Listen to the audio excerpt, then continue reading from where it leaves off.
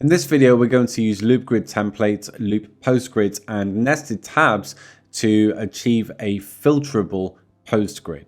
Now, let me show you what I mean. So here we have an awesome loop grid template, and what we can do is filter it by the tags. So all of these posts have tags.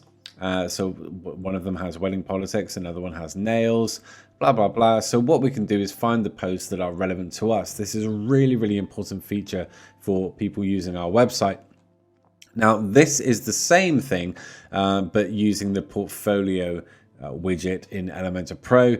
You can see that it has the same functionality, but we can't customize the design of this, and that's where loop grid templates really come into play. This loop grid template is created, and it's the same. This is what it looks like in a post grid, but what we needed to do was figure out a workaround so that we could filter it by a taxonomy.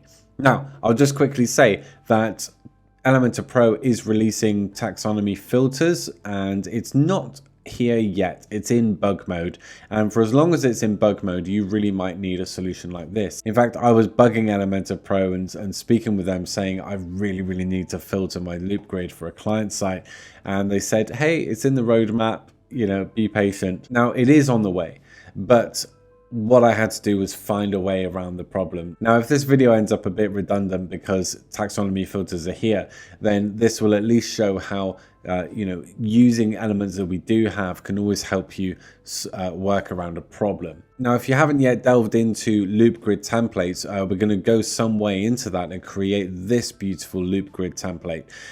If you would like a dedicated tutorial on that, then do let me know in the comments below, and I will bring that tutorial to life. But if you want to follow along in this tutorial, then we are going to look at how to create our first loop grid template looking not a little bit, exactly like this. Okay, let's crack on. So the first thing that we need to do is build a loop grid template. So we need to go along to our dashboard, hop along to template and theme builder, and there you'll see we have loop item. Now, if you've not played with this before, I can give you a fuller tutorial on the different effects that you can achieve with this, but essentially it means that anything that you would see in a post grid, you're able to now create. So you can see some of these here. You're able to create all of these and present them in some sort of a post grid. The one thing it doesn't have right now is the ability to filter that grid, which is what we're doing.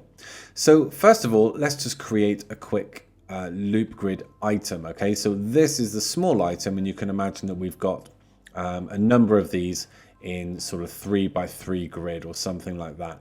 So let's just click on that, and we'll choose this. We'll keep it nice and simple. So this is our canvas. Now, the first thing I want to do is give it a bit of height. So 260, that looks nice, and I'm going to give it the background of the featured image. So why am I clicking on that? I need to click on this one here, dynamic tags, because we'd like to bring in a dynamic feature. Okay, so clicking on that and featured image, and there we go. So I have one of the images from a few demo blog posts that I created. Okay, so typical background image settings here. So center, that would suit most of them, and then cover and no repeat. So that looks really quite nice. You can imagine that another post would have a different image for its featured image. Okay, let's bring in a heading. Now, there are a couple of things we could do. I'll do this in another loop grid tutorial if you would like.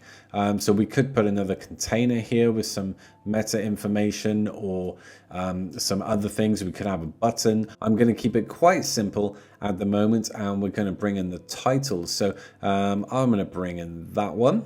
So here we have the post title. And what I'm going to do is actually just give it a colored background. Instead of putting it in a container and then coloring the container, I'm going to actually color this. You'll see that we don't have an option for that here, but if we go to advanced, we can skip on down to background and that one there. So I'm going to give it a bit of, I'll give it white and then bring in some transparency. So something like that. It really suits what's going on here. Now, you'll notice we've got a bit of a gap here. That would be from the actual container. So let's just zero out everything. There we go. That's really quite nice. And I think that the text can be a bit smaller. So Let's bring that in. I don't have global set, so just playing with the heading setting won't help. But something like 28 would be really quite nice. Okay, and I would like to center it. Just set that correctly.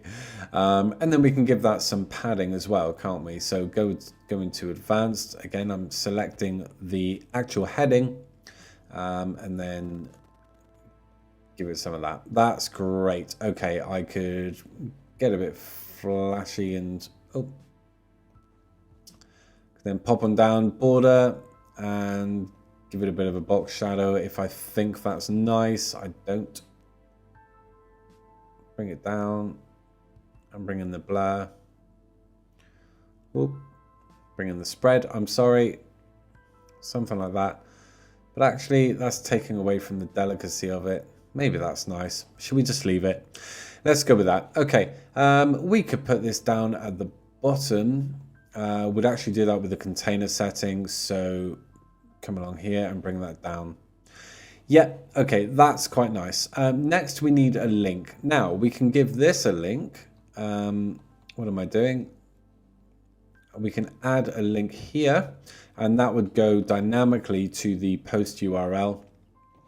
I find it can be sometimes glitchy, and it actually gives you a bit of a warning, but you can put a link on the container, which is better because people don't have to, find a particular thing to click on. But like I say, sometimes I've noticed that it's been a bit problematic. But go along HTML tag and a link, and then we would like to dynamically bring in the post URL. So don't add links to elements nested in this container. It will break the layout. So that means don't add links to bits like this. Sometimes even when I don't, and I follow all the rules, there are still issues. But we'll see how that goes.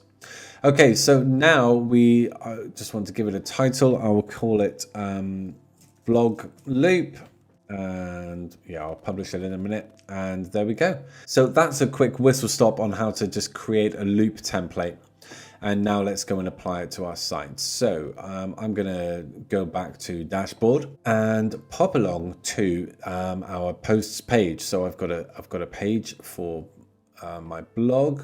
Okay, so it's not very pretty at all, is it? So I really should make a footer for this demo site.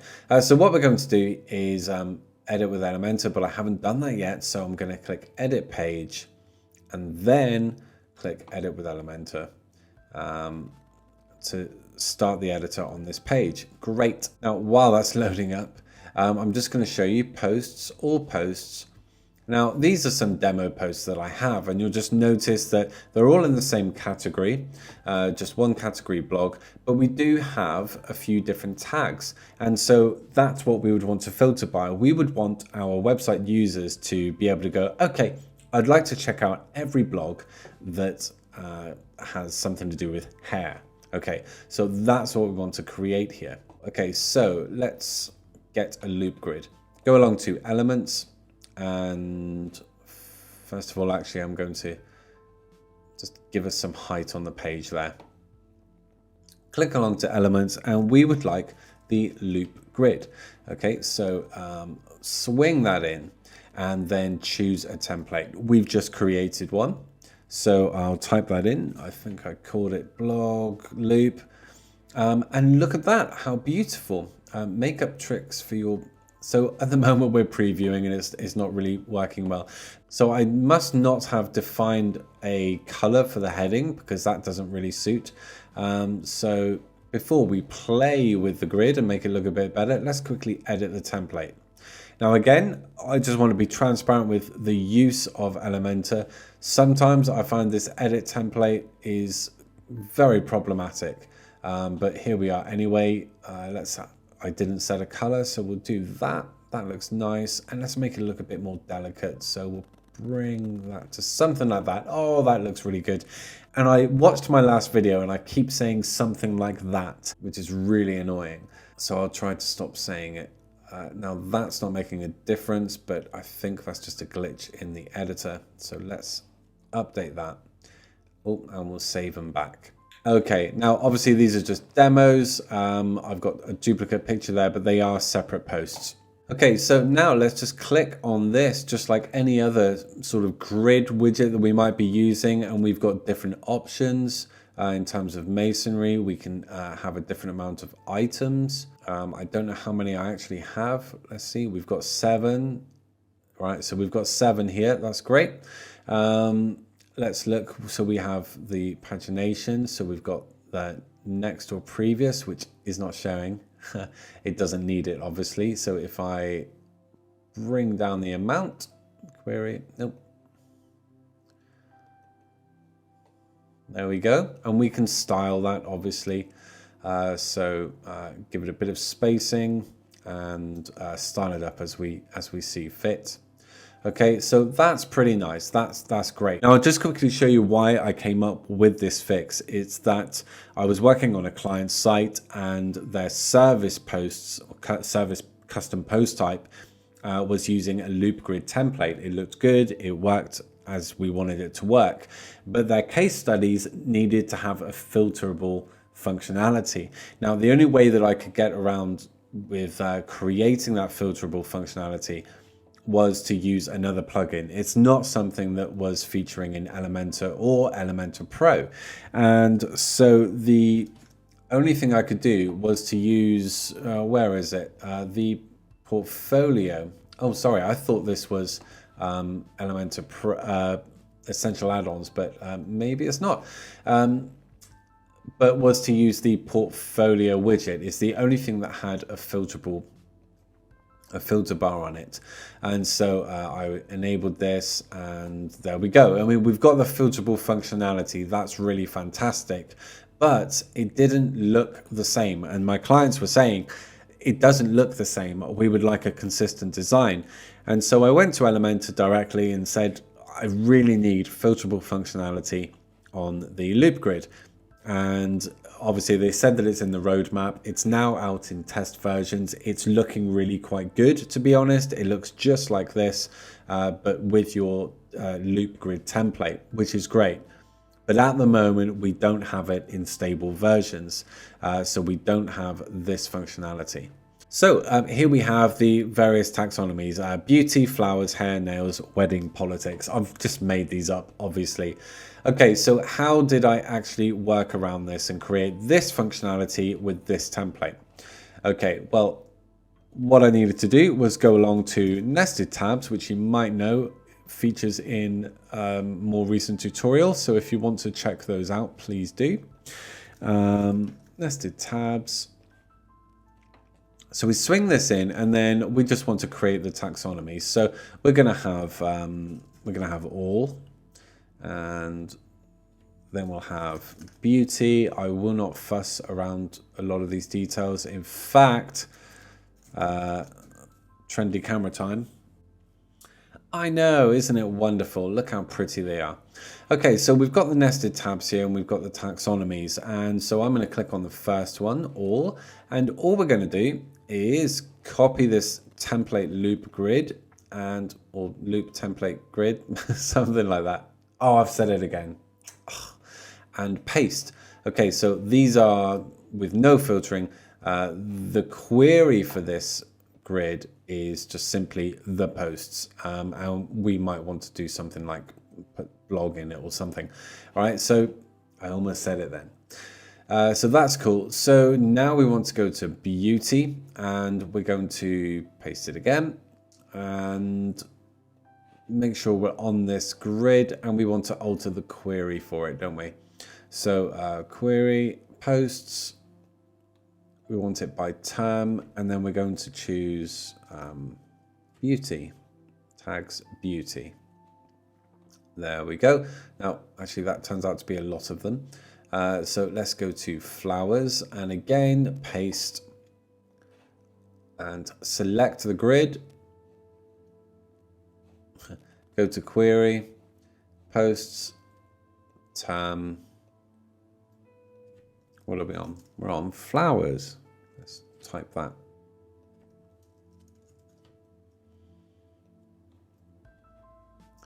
Okay, cool. So we can see that starting to work. Look at that. Okay. go along to hair. You get the idea. Paste, alter the query, term, nails.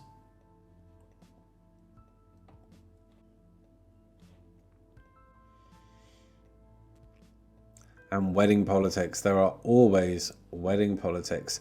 Query, term, wedding politics. Okay, I just would say that we would have wanted to increase this minimum container, keep a bit of height there. I speak more about that on my nested tabs tutorial, but we don't need to fuss with that right now. So essentially what we have, let's just update that and we'll preview the page. What we have here is a lovely loop grid, and it's a custom template that we've created with the loop grid. Okay, so it can really suit the design of our site. We're no longer limited to the design functionality of post-grid plugins, and we certainly don't need to install a few more just to try and get the look that we're looking for. Yep, that makes sense. Okay, so we've got the lovely loop template here, but we want this functionality. Okay, that looks really quite nice. But now here we can add that functionality. Look at that. It's all filtering as we need it to. Now the previous fix for that was to have inconsistent design, or to actually set these up as buttons, which would trigger the display none of the different taxonomies. And that was just a lot that we didn't need to do.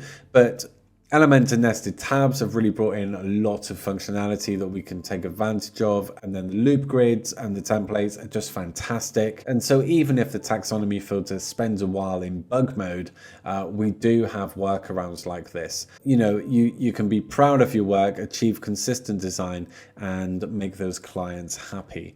Look at that. That's really quite lovely. Okay, so this is looking really quite nice. One thing that we possibly could do is obviously when we use this, we have this nice animation effect. Now, you know, we're not going to have a bit like you see that animation coming across there. We won't be able to just very easily achieve that unless you have a solution that's nice and easy. Let me know in the comments below. But what we could do is pop along to our template and go to edit template, and that's a really great thing. We can just do that on the fly. We select the container, and then let's go along to motion effects, and let's just choose something. I think they had something like the zoom in, so we could do that. Do we need any? Maybe we'll just slow it or something like that. Yeah, it looks a bit more elegant. Pop along to the page, and that looks really lovely as it comes onto the page. But let's have a look at our filter. That's pretty gorgeous, isn't it? So again, it's very similar to this sort of effect here. I'm really quite happy with that. That looks lovely. So we do have taxonomy filters on the way in Elementor. The test versions are really quite awesome. It's showing a lot of promise, very much like this. But you know, it is in bug mode at the moment, and if in a few months this is a completely redundant video because of the fact that taxonomy filters exists and is there and as a standard release, then so be it. But what this video does show is that Elementor has so many tools with it, and you can usually find a workaround to get the effect that you want. There's so much to work with. Certainly the nested elements are one of the, and loop templates and things like that are some of the most versatile features that we could hope to have in such an awesome page builder.